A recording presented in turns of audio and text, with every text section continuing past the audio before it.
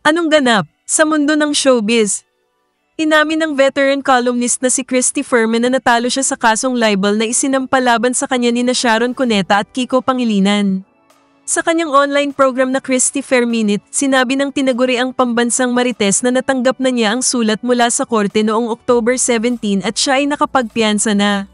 Siya ay napatunayang guilty sa 5 counts of libel at kinailangang magbayad ng kabuoang 240,000 piso. Talo po ako sa 5 counts ng libel.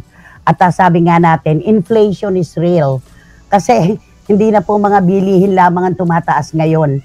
Ilang taon na po nakararaan nang matalo po ako sa piskalya, ay nag-bail lang po ako ng 10,000 para sa isang kaso ng libel. Ngayon po, 48,000 pesos na po per count ang bail. Gayunpaman, sinabi ni Christy na plano niyang iapela ang desisyon. Bukod sa kasong ito, nahaharap din si Christy sa mga kaso mula sa mga artista tulad ni Bea Alonzo at Dominic Roque.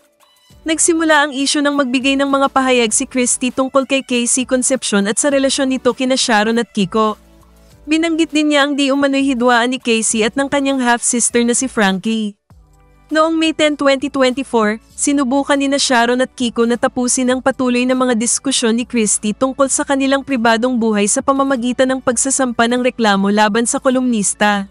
Sa ngayon, wala pang inilalabas na pahayag sina Sharon at Kiko kaugnay ng desisyon ng korte laban kay Christy.